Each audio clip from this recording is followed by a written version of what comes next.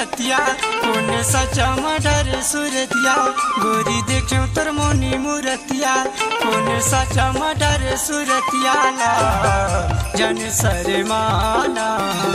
मोरे तिरमायाना गोरी मैं दीवाना हो गयो तो गोरी मैं दीवाना हो गयो तो हाय वो गोरी मैं दीवाना हो गयो तो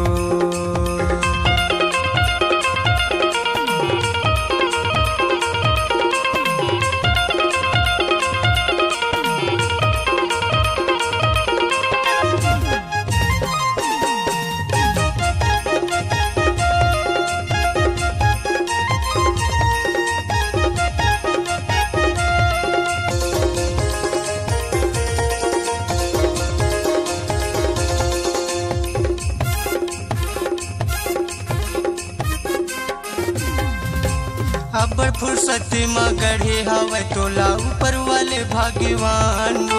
नजरे नजर झूले तोरे चेहरा ताही हवस मुरी जान नजरे नजर झूले तोरे चेहरा ताही हवस मुरी जान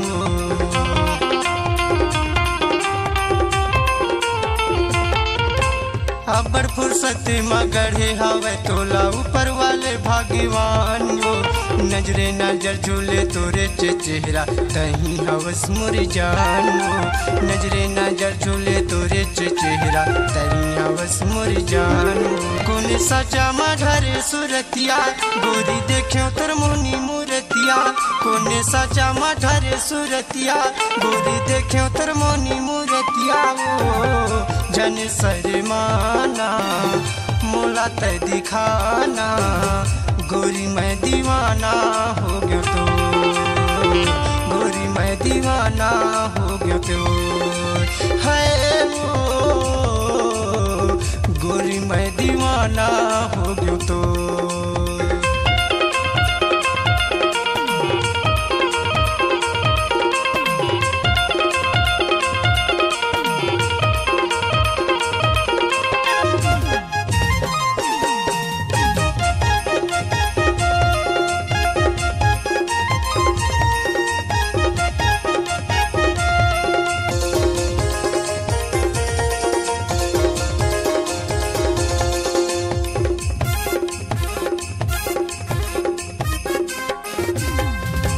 हो गयो मैं रानी तोरे दीवाना नहीं मारो मैं लाबारी हो तोरे माया ला पारी बारी रानी बन गयो तोरे पुजारी हो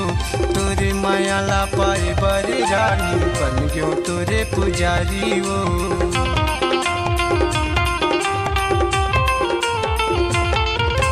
हो गयो मैं रानी तोरे दीवाना नहीं मारा मैं लाबारी हो तोरे माया ला पाई बरी रानी बन गयो तोरे पुजारी हो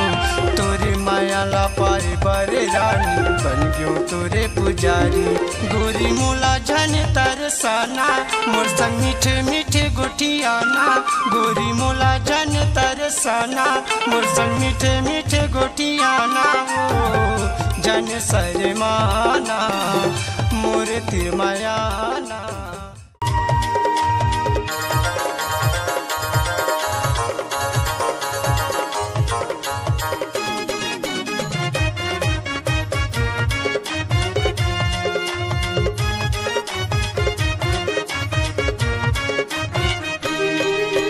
चढ़ई बहरा मरई थो गोरी आसो के हे मोरे नाम आसो के हे मोरे नाम कोडरी उरा जमली के तिरमा गोरी हावे मोरे गाँव गोरी हावे मोरे गाँव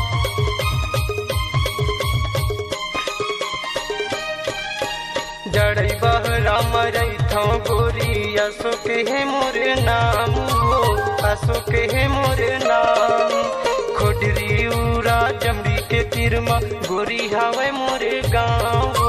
गोरी हावे मोरे गाँव अबर माया रानी करता मैं तोला अबर माया रानी करता मैं तोला नहीं रहे साको तुरबिन रानी नहीं रहे साको तुरबिन आना आना आना आना आना आना मोर संग माई मोरे रानी कोते मसहला घुमाऊं आना आना मोर संग माई मोरे रानी कोते मसहला घुमाऊं ना सजे संवर के बड़े बिहनिया सजे संवर के बड़े बिहनिया कहाँ ला जाबे वो गोरी कहाँ ला जाबे वो आना आना आना आना